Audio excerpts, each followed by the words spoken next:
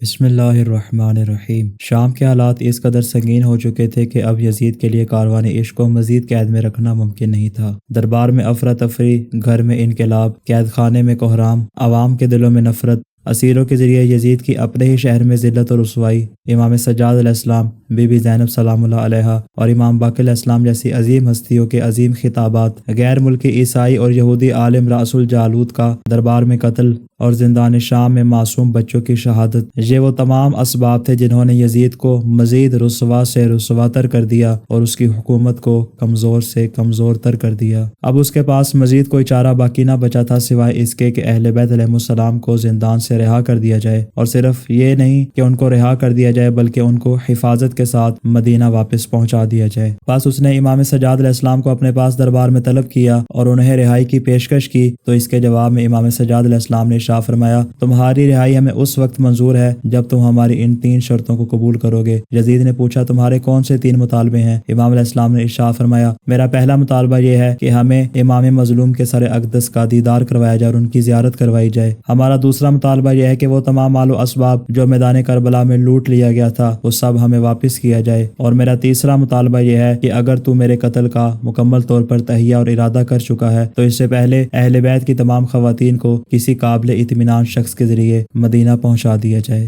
جب یزید نے امام سجاد علیہ السلام کے ان 3 مطالبوں کو سنا تو اس نے کہا، جہاں تک تعلق ہے پہلے مطالبے کا تو وہ کسی بھی صورت میں قبول نہیں ہے اور تمہیں تمہارے بابا کی زیارت نہیں کروائی جائے گی۔ جہاں تک تعلق ہے تمہارے دوسرے مطالبے کا تو جو نقصان تمہارا کربلا میں ہوا اس سے 2 گنا تمہیں دیا جائے گا، اور جہاں تک تعلق ہے تمہارے تیسرے مطالبے کا تو تمہاری جان محفوظ ہے، میں نے تمہارے قتل کو معاف کر دیا، البتہ وہ تم ہی ہوگے جو اپنی خواتین کو خود مدینہ لے کر جاؤ گے۔ اس کے جواب میں امام علیہ السلام نے ارشاد فرمایا کہ تو جو کربلا کے لوٹے ہوئے مال کے سبب 2 گنا مال ہمیں عطا کر رہا ہے، ہمیں تمہارے مال کی قطعاً ضرورت نہیں ہے، بلکہ جو مال ہم سے لوٹا گیا وہ ہمارے لیے دنیا و ما فیہا بلکہ پوری کائنات سے بہتر اور برتر ہے، کیونکہ اس میں میری دادی سیدہ کونین فاطمہ الزہرا سلام اللہ علیہا کا چرخہ، ان کے گلے کا ہار اور ان کا ایک کرتا بھی ہے۔ چنانچہ یزید کے حکم پر یہ تمام مال و اسباب اہل بیت علیہ السلام کو واپس کر دیا گیا، اور اس کے ساتھ ہی یزید نے 200 دینار امام علیہ السلام کو پیش کیے تاکہ آزاد راہ کے طور پر اپنے پاس رکھے، مگر امام علیہ السلام نے وہ تمام کے تمام دینار غرباء اور مساکین میں تقسیم کر دیے۔ اس کے بعد یزید نے حکم دیا کہ کاروان عشق کو ان کے وطن مدینہ واپس لے جایا جائے۔ السلام علی الحسین